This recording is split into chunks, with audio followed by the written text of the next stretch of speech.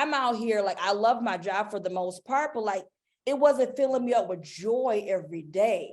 So I'm out here doing what you want me to do. Ain't nobody else be there. All y'all there for is for graduation, boo.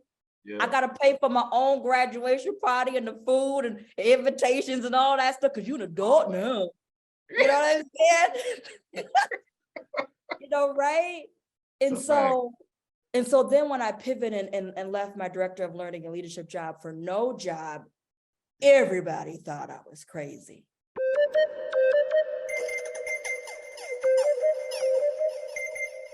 Greetings and salutations, good people. My name is Ernest Comer III, and welcome to Pancakes From Scratch Podcast. I love talking to good people doing good things. Today is no exception. I got a good friend of mine, the Latosha Cox. What's going on? Woo! The crowd roars. Great day, Ernest. Great day. Yes, absolutely. It's good to see you as always. Good to see you as well. Yeah, I feel like you've been on the move a lot lately. You got this going on, you got that going on, different retreats. You're writing, you're everywhere, and I just appreciate you making time. Thank you. I really appreciate you extending the offer. You know, this opportunity for me to, I guess, share all the things that I've been a little bit everywhere and doing a little bit of everything, and my impact in the community, my current work. Where did Latosha Cox, Miss Black Girl Sabbatical, come from? You know, right? So yeah. All right. Well, good stuff. Before we get into it, I like to start off with what's giving you energy this week. Ooh, there's a few things. Okay. There's a few things. Okay. One is my positivity tea in my Jamaica mug. I love it. We get in warm weather today, so I'm like, ooh, sit in Jamaica weather. Right, I put my mug. No problem. But my positivity tea is giving me life this week. I just did my first workshop with Ramsey County on last Thursday, and that gave me life. Tomorrow I'm heading out. I'm moving and grooving. Tomorrow morning at 6 o'clock, I got a flight going to Mesa, Arizona for the White Privilege Conference. We'll talk more about that later, but I'm just co-facilitating 2 workshops there. So just me being in my element and my calling is giving me life in this season. I love it. That's beautiful. That's beautiful, man. Like, to feel like you can operate in your gift, operate in your talents, and move in that calling. Nothing like it.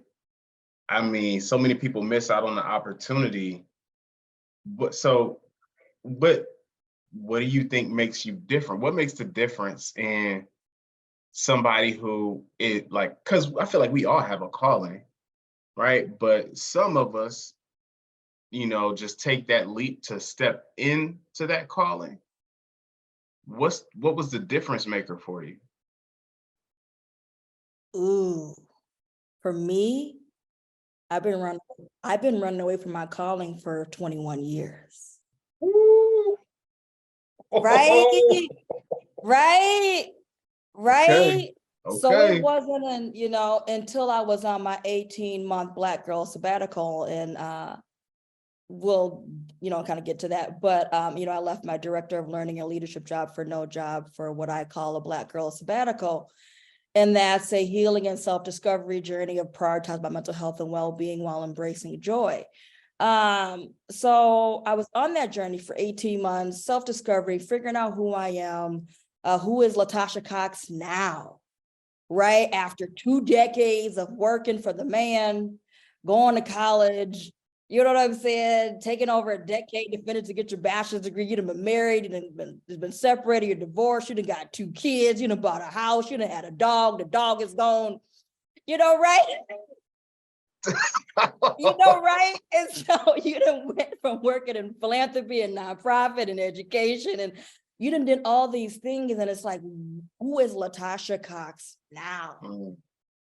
Right. And my friend of mine, Donita, she's my friend since high school. So we go back since ninth grade. So we've been in high school 23 years. So like add 4 onto that. So almost 3 decades. And on my sabbatical, one day I was going on my clarity walk with God, like I did this morning. And I text her like, yo, how long have you been calling me Coach T? Because I'm like, we've been in this home for about 10 and a half years, right? So at that time it was about 8.5 years, right? And I'm just curious, like, I know she's been calling me since that. Like, how long?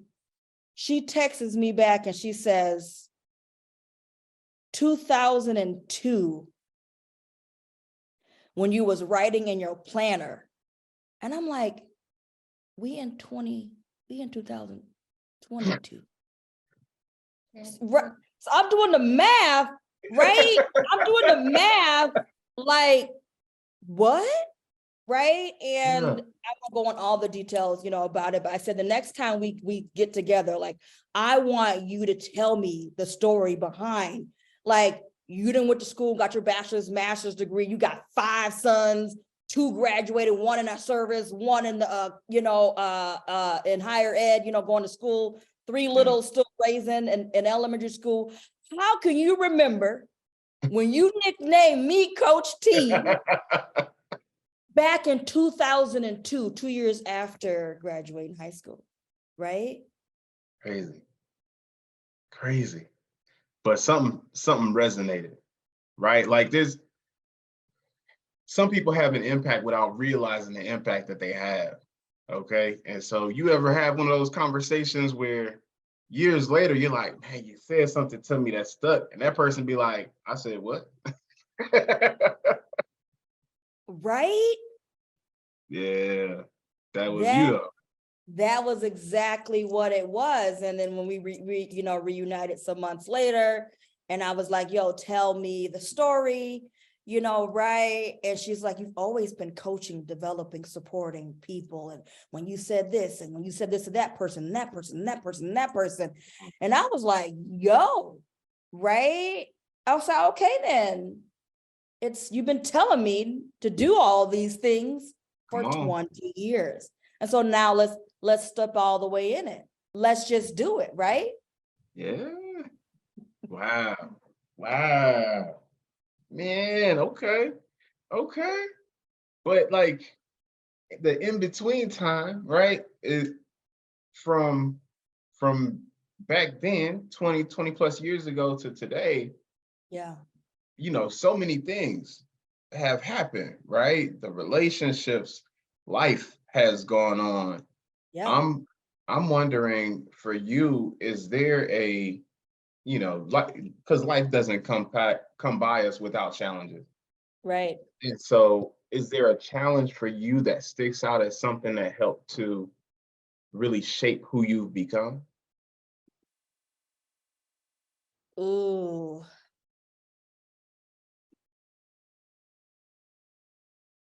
I wouldn't necessarily say like one challenge. I just would just say that like there's been a series of events that has tested my resiliency radar button.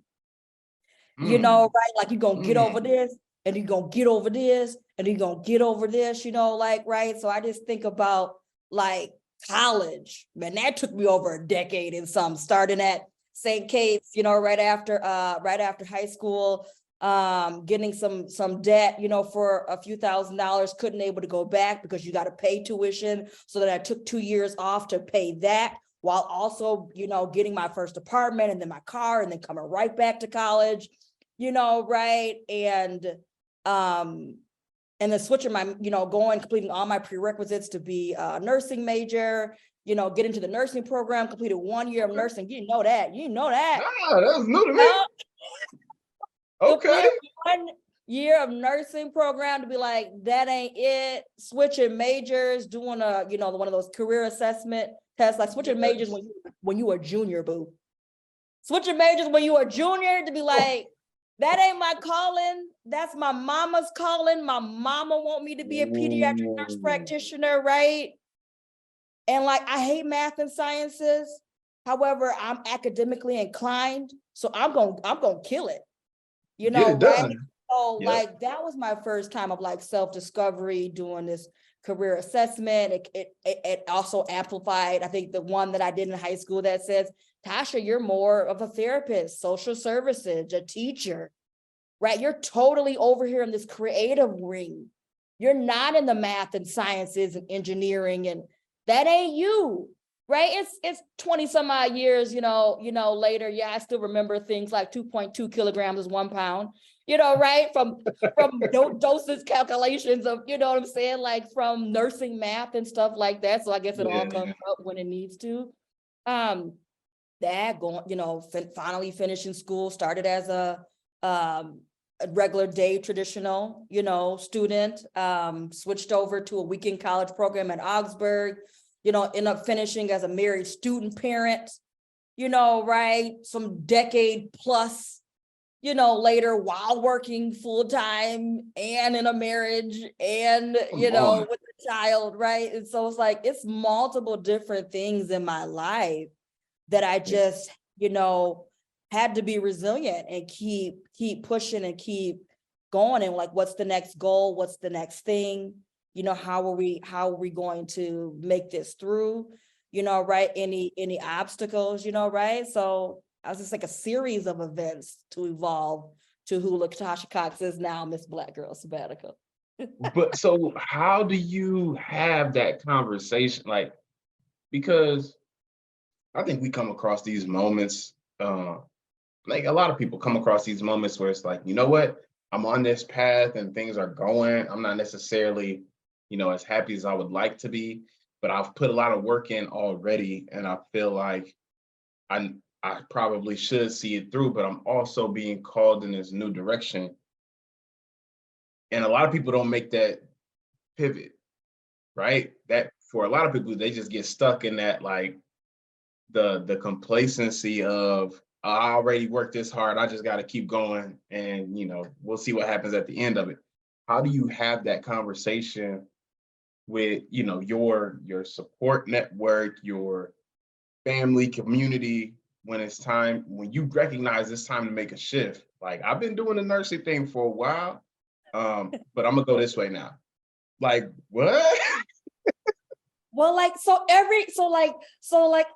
I mean, you saying this in reality is like, everybody shook, right? Everybody was shook then. Everybody was shook on this whole Black Girl Sabbatical, right? And I think I didn't realize until you said this now, like this is a second coming of what I did in my early 20s, of realizing like, yo, this ain't it, right? And I'm out here doing what your passion, like what you want me to do. Right. And the same thing with my job, like I'm out here, like I love my job for the most part, but like it wasn't filling me up with joy every day. So I'm out here doing what you want me to do, right? And like back in college, and like to my mom, it was a huge disappointment, for me to switch up. I actually wrote her a letter. I mean, my mom, I'm an English, I ended up majoring in English, Okay. English, literature, language, and theory. So I like to be an educator, right? But me and my mom, like our conversations, like our communication, sometimes that we're letter writers. Okay. Right? I'll drop one in the mailbox, I'll stick one under the door, I'll put one on the desk, on her dresser. And so I had wrote her a letter. I told my dad, I'm quitting nursing school. Like, I'm gonna be a whole teacher. I'm also an Alan Page Scholar alum. Oh man, And yeah. so, yep. And so in that time, like there's things that happen in life that give you confirmation of where you're supposed to be. So I'm in nursing school doing all the things. I'm doing my 40 hours as a Page Scholar because that's required, as far as the scholarship. So I'm doing my 40 hours at my former elementary school, which is called Longfellow Humanities Magnet, which no longer exists. I think Four Seasons is in there now. in St. Paul in the Longfellow area. And so I'm having like the principal saying like, you would be a good teacher. I'm hearing my teacher, that is actually, when I was doing my hours, I was volunteering in my brother's third grade classroom, Miss Huber, I believe. And so I didn't have Miss Huber, but like all my other four brothers, did. And she was like, you would be a great teacher. And I was like, I ain't being no teacher. I'm a nurse, boo. I'm a nurse. Let me check your high blood pressure. Come Let on me now. check your temperature. Right? And get it And right. so it's all those things. It's like, oh, right? Like other people see in you what you don't see in yourself. And I just really appreciate having this village of people who actually care. And I'm still in contact with Ms. Huber to this day, right? That just believe and see it in you. But everybody else thought that I was crazy. Like, you're almost done. Why would you switch majors that senior year? Basically I went all the way back a whole year. And so after I transferred schools and all the things, I went back to like first semester of a sophomore. Oh. Right? And then more student loan debt, right? But end of the day, it came down to me. Because who paying my student loan debt? Me. Who paying for my books? Me. So, right, who's studying for my tests? Me. Yes, right? Indeed. Come on now.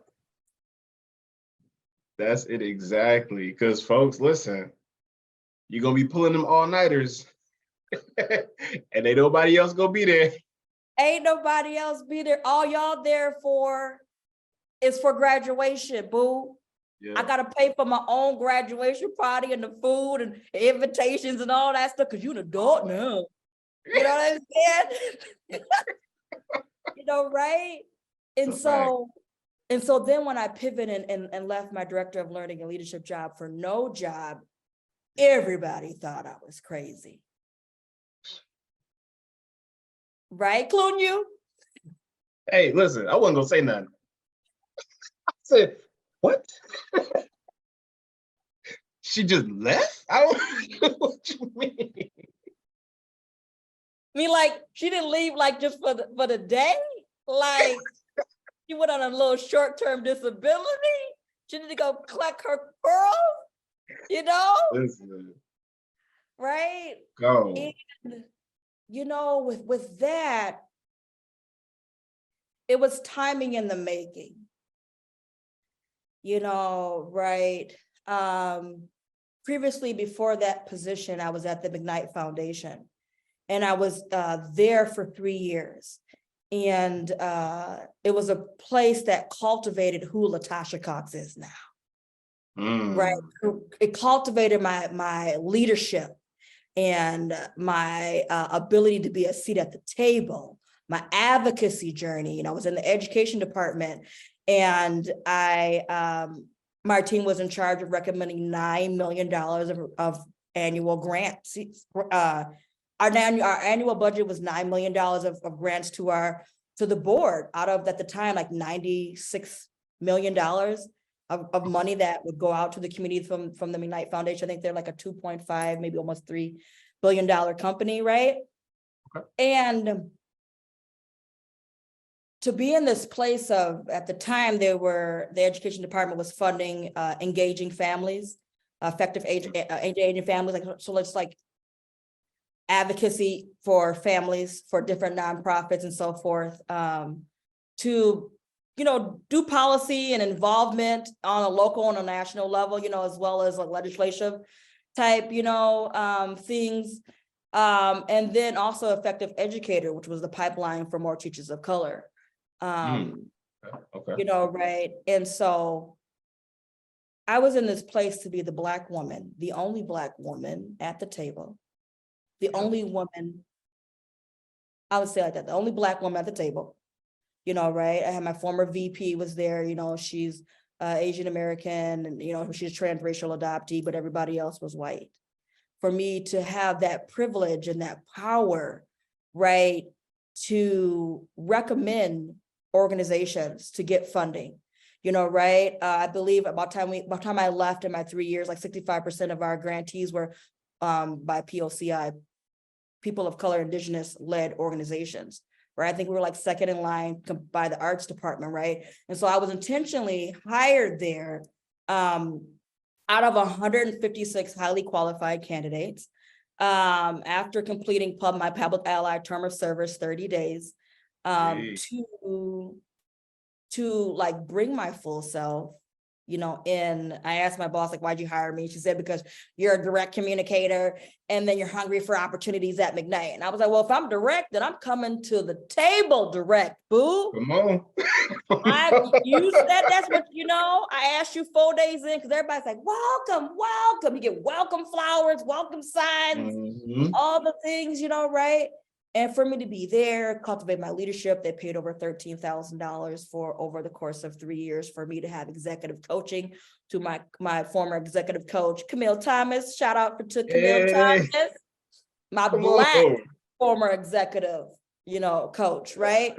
And so to be in a place of learning, and I was separated and divorced in that time, and it's a place that had it's voted like top 50 best place to work for women, that cultivated having my kids in the office, or before all this whole distant learning and remote working, like we all had Lenovo laptops, right, and two screens, and you could bring it home, and the VPN, like I was already in that life. There you go. In my 5,000 professional development, and the ability to travel 2 to 4 times in a year on the company's dime, and to just really be in community, right? Like I loved it. And then to go to somewhere where you just, it's not a whole different environment, going into nonprofit, it's really unfortunate. It's that the saying of, like the bare bones budget with nonprofit, hired as a director, like basically I'm executive director, because Public Allies is a national organization, right, with 30 different sites at the time. I ran Twin Cities. So like I'm the executive director of Twin Cities, but I'm also doing program manager work and other people's work, and 2 and 5, jobs. And so for me, I just knew like, this ain't it. This ain't it. Pathway to climbing the corporate ladder, right? I hear you. Listen, because that work, I know that work well, and it is not light. You hear me? Right. That work is heavy. And so like you navigating these experiences of like having the philanthropic space, and then you move into the nonprofit space, and then you make this decision to pivot into a Black Girl Sabbatical. What? First of all, what's a sabbatical? Okay, how many? Like, who knew what a sabbatical was before you came through? Like, oh, I'm on a sabbatical. Everybody was like, oh, what? Let me Google that. Hang on a second. Well, true, right? And so like, I love my job at McKnight Foundation, but it put me at a standstill as far as like my next leadership. And then when I got to a leadership position, I loved my job at Public Allies. I loved the ability to cultivate and develop leaders, and that whole coaching part, and building partnerships with other nonprofits and recruiting organizations such as ALF. When you was at ALF, right, having a leader there, and I recruited CAL, Coalition for Asian American Leaders, which was one of my McKnight grantees, and I also recruited Nexus Community Partners, right? So I'm like, I'm a master connector, so I collect my peoples, and then I go to the next thing, and then I collect my people to take them and take them and take them, right? And so when it came down to like, all right, Tasha, you're not practicing what you're preaching. And that's huge for me. My integrity is huge. My authenticity of who I am is huge, right? And on the bottom of my email, I don't remember if you remember it seeing it, but it said like self-care is self-love with heart. And I put that at the bottom of my email because the former McKnight Foundation president, Kate, she retired unexpectedly early due to some health and some other things. And so she came back into the office after being gone for a couple of months. We had a little lunch for her little hoorah in December of 2019. And she told us like, yo, if any tip for any of you guys, like to intentionally practice, like take breaks, don't overdo it. Like, like she wished she would have skied more and did different things, right? And used her vacation, all the things. And so she didn't. And so I knew I was going into a leadership position. I knew, I told my boss in 2019, I was like, 2020, I'm out. She's like, what? She came back from maternity leave, 3 months, she told me to hold on. I said, hold on for you. I held on. But I think our first meeting when she got back, I said, 2020, I'm out. She's like, what? I said, I don't know where, I don't know how, I don't know who gonna swoop me up. All I know was my time was up. But I just really appreciate Kate for saying that, going into this role, self-care, self-love. About 6 months into it, I think I erased it at the bottom of my signature. I said, because I'm not even doing it. I'm telling everybody else, right? I'm in our one-on-ones with me and you, Ernest, and supporting your leader. I'm telling you, like, hey, how are you doing your self-care? Like, what you doing? How are you supporting your leader? I'm supporting my program manager. Like, what do you need for your self-care, right? I'm supporting all the other 15 leaders, 13 organizations, sometimes double up on supervisors, my program staff, but I'm not practicing it. I'm not in a position to. When I tried to step away a couple of times, all hell broke loose, right? I'm like, I can't even, like our mantra, what the like Public Allies had their mantra that year, it was like step up, step back, was one of the lines to it, right? And I'm like, I can't even step back with all the chips falling, right? And so it really came a point to, I had to live up what now I call a Black Girl Sabbatical. In like sabbatical, well, first of all, I was telling everybody I'm on a break. Yeah. Right? Because everybody's like, oh, so you left, so what are you doing now? Nothing. And so I'll talk to somebody, and they be like, so what's that new job that you had? No new job. No new job. Nothing. No W-2. I don't go to work. I work on myself. That's what I do, right? Right? And so then it went from, I'm on a break. What you working on? I'm working on myself.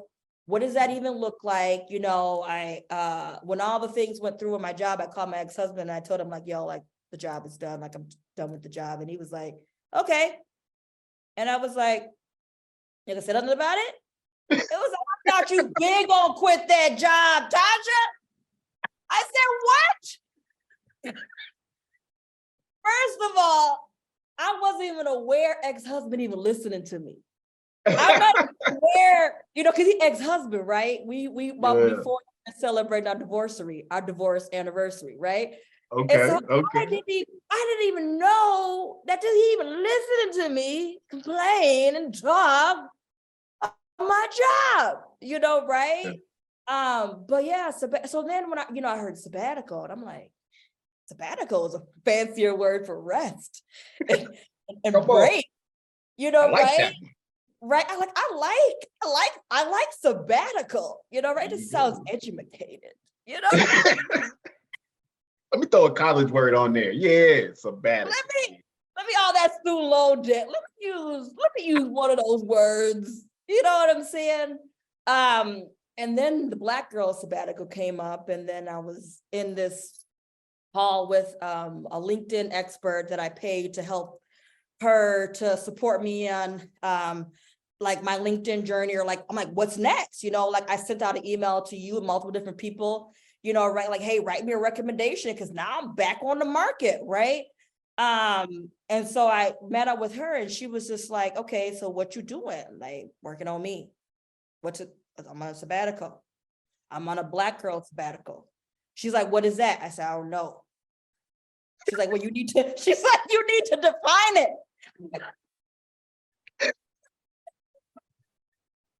had no definition.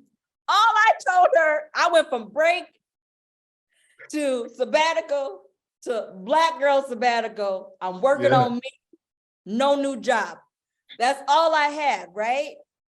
So then she had me to think, right? I said, well, I'm on this self-discovery healing journey, and that's all I had. And then we do our little whole session, and I'm writing down different notes. And that's what I'm like, well, what am I supposed to be? I'm on sabbatical, I'm on this break. What am I supposed to be working on? Okay, let's we still get self-discover. We haven't self-discovered never. We never paused in your 20 plus years of working. You've been working since 14. Come on. We haven't paused into 14 to 39, and having 2 children and going on maternity leave is not a break. It's not a pause. I don't know why they try to act like it is. Like, oh, you thought that was vacation? No, you just trade in like your main job for this other job that's 5 times harder. And especially if it's your first baby, it's 10 times harder because you don't know nothing. Exactly. Right? You can read all the books. And so I said, like, okay, I'm a self-discovery, right? I'm on healing, like what I experienced, this whole, the nonprofit industrial complex. One of my partner org supervisors told me what I was experiencing. I had no idea for the word, or the same thing, how they have corporate crisis, or like different words that they have for like traumatic experiences, right?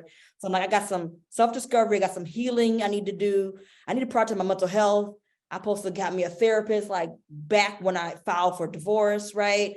And like, I've always been joyous. I've always been positive, right? I'm always like positive Patty, like 95% of the time I am. 5%, Debbie Downer. I'll get in there and it was like, okay, we got to turn this. How are we going to turn this around? Right? But yeah, nobody knew what sabbatical was. They're like, you on a what? Right? And reality is a sabbatical is only a term that's used in higher ed. So higher education where, you'll work for so many years to get a sabbatical, and it depends on the terms. It could be, okay, you get paid, your whole salary for a year, or you get paid some of your salary for 3 semesters, or you get paid half your salary, for 2 semesters. But what actually happens in your sabbatical, like you're supposed to produce some type of work. So they're not giving you like a rest, most places in higher ed. Like you're switching, doing your main job as a professor, that I'm a professor and I'm like, there's this research thing that been hanging over. There's this book that I'm supposed to come back and produce, right? Yeah. So it's not a season of rest. And for me, I'm producing a new me. Come on. Right? Hey. Right? Like, that's a who word. is Latosha Cox? Yeah. From 39 to now about to be 41, right?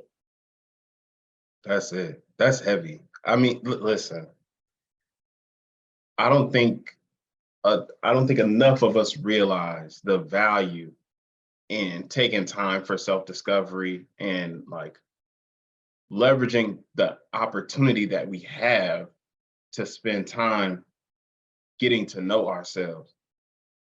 Part of that is not recognizing that we have time to get to know ourselves.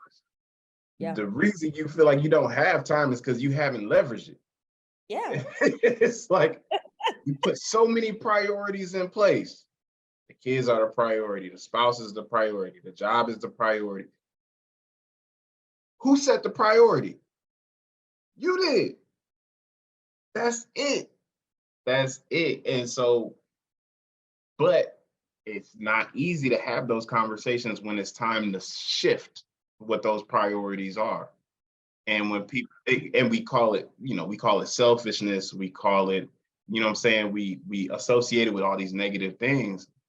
And the reality is there's so much value there because I can achieve so much more in how I contribute when I take the time to practice self-discovery, self-mastery, and deeper levels of like meditation and just coming to a deeper level of understanding of who I am. Right. But we gotta see value there. Right. And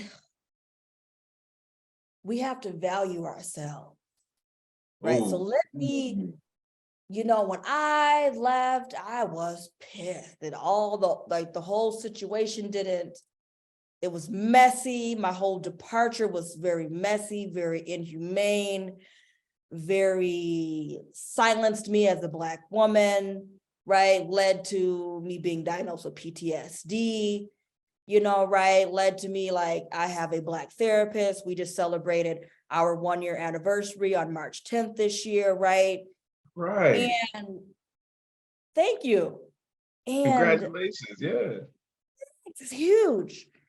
And I'm in therapy. I have a 16-year-old daughter. She's been in therapy since August.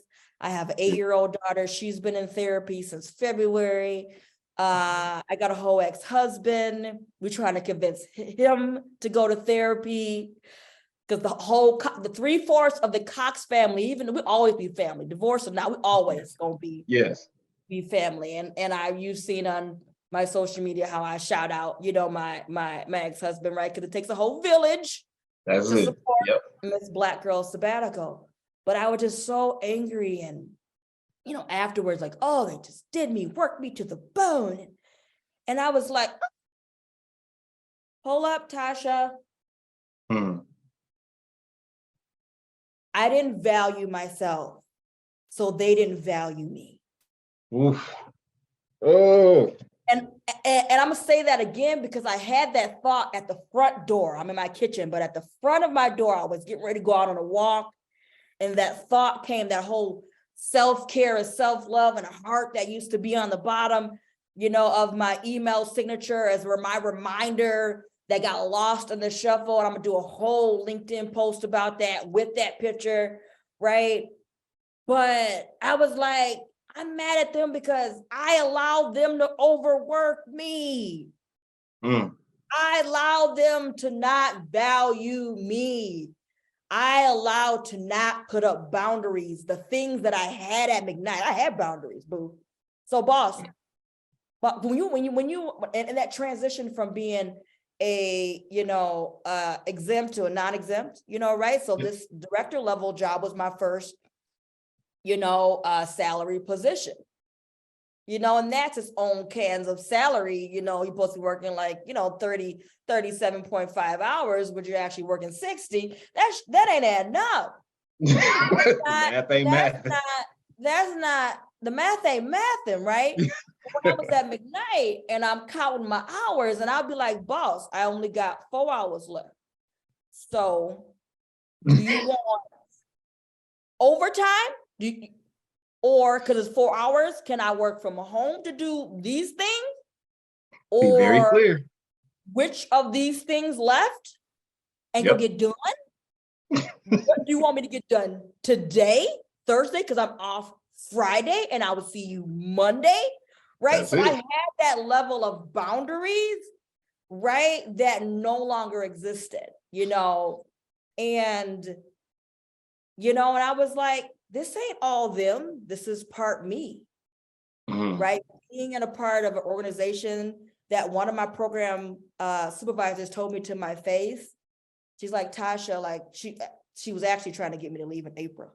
In one of our one-on-one meetings, she she said, hey, Tasha, let me know when you're ready for your next leadership opportunity. And by that time, I'm like, what, 10 months in, something like that. And I was like, what? No. I got to leave 2 more years of this. Like, that's a 3-year plan. Like, I'm a planner. Yeah. Part of my 3-year plan. And then when all the shit hit the fan, I called her up, like, text her, like, yo. And she's, yeah, remember back, it's June. Back in April when you was trying to help me, like, you was trying to help me find a new job, and I ain't get it. Yep. Right. And so I talked to her, right? And I just really appreciate, Ernest, you just know, as one of my supervisors, right, that I just lead with this level of, and then you said like familiar or like family, know, like, and authenticity and just like love. Like, I genuinely care for all people. I genuinely wanted you to thrive in your position. I genuinely wanted my leader to thrive. I genuinely want the whole program to thrive. And so when you put that out in the universe, it comes back to you, right? Yes, And indeed. so that partner organization, she told me, yo, Tasha, the organization doesn't value you. They don't. So I saw that they didn't value. I saw that they didn't care to prioritize your mental health and well-being. I saw that you were very radical and your approach to different things and your level of integrity and like the job, and you weren't in alignment. Yeah. Well, man, come Right? on.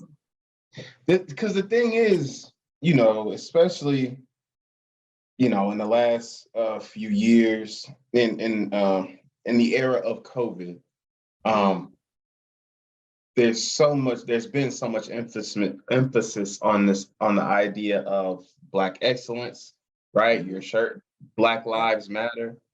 And I remember conversations with people, because a lot of my career has been steeped in the nonprofit sector. And, I've been a part of conversations where we talked about this idea that, we fall into that trap of Black Lives Matter, except mine, because we the ones that sacrifice everything to like contribute to the community. And there's something to be said about the passion and commitment that exists there. At the same time, like the level of self-sacrifice that happens, and just not even self-sacrifice, it's like self-neglect. There's definitely an issue to be addressed, to say. Right? Nah, man, I mean, shout out to you for acknowledging the problematic experience you were having and making a decision to, create a new experience for yourself. I think there's something super powerful about that.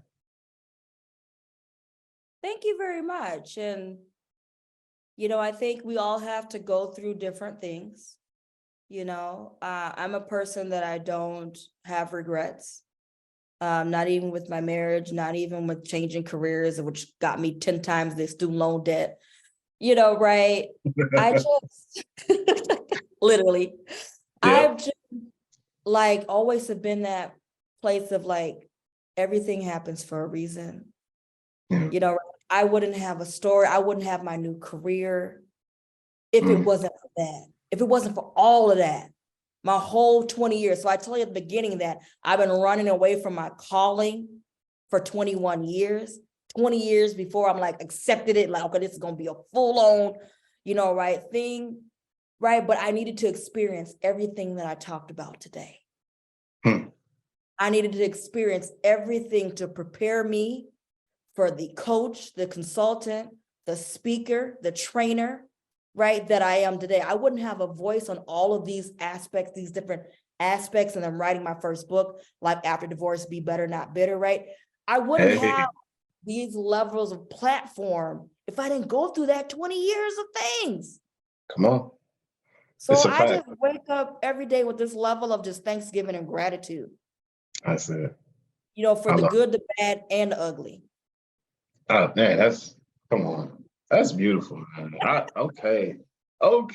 Listen, it's a word. If somebody go walk away with that one, listen, if you didn't catch it, you better go back and write it down, because it's a word, man. You gotta move with gratitude and appreciation for the whole experience. You gotta appreciate the whole journey, because there's always lessons to be learned.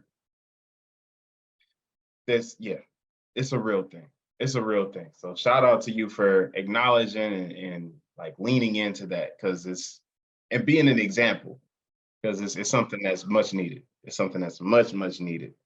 Man, okay. Listen, time to get away from us. But before we wrap up, Pancakes from Scratch, this whole idea.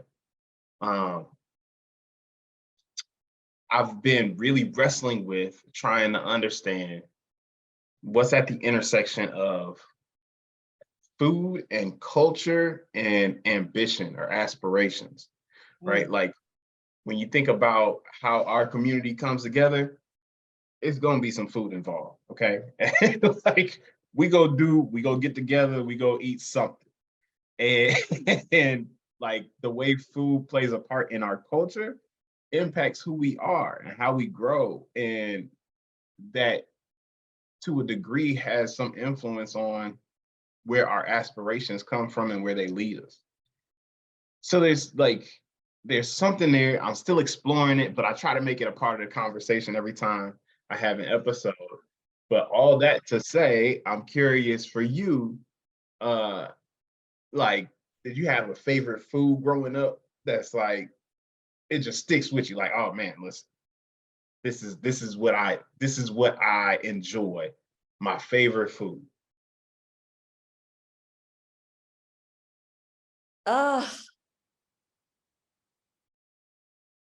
it just has me thinking, oh my gosh, one of my cousins did this whole TikTok, like all the foods that you grew up that your parents gave you, and then like you don't like none of those, meals or whatever. And so she did like chili, you know what I'm saying? And Uh, yeah. different like stuff or whatever. And she said one of my favorites, and I was like, no, that's it. So one of my favorite staple meals that like I loved my mom to make is cream of chicken, rice, and cornbread. So this baked chicken, Mm, you can do cream of chicken or cream of mushroom, but you do cream of chicken on the chicken, on the rice with cornbread on the side, right?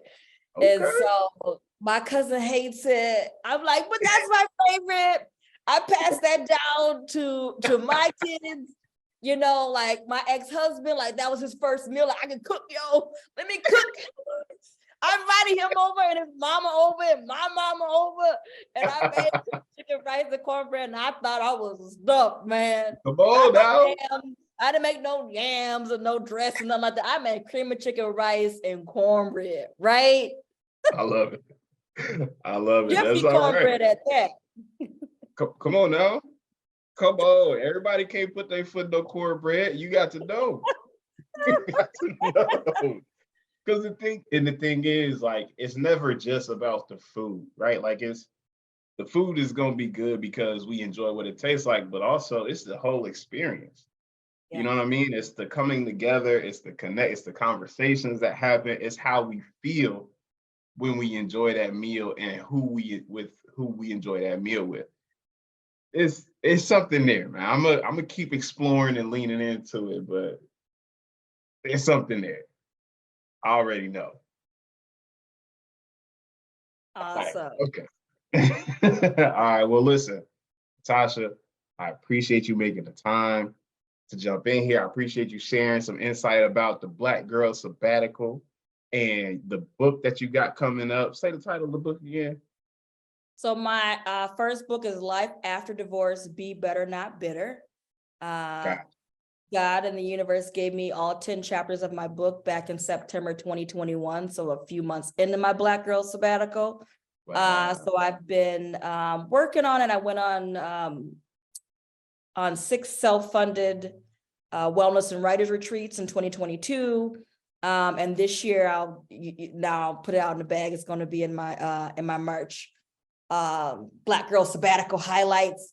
But this year I reached out to some of my senior leadership friends, people with money, and I asked them to sponsor my monthly wellness and writing retreats because I need my book out in the universe. I need to intentionally pause, step back, and from Black Girl Sabbatical working, from momming, from ex-wifing, from household things to write. And so I'm so blessed to have a couple of people pay my $1,200 first invoice.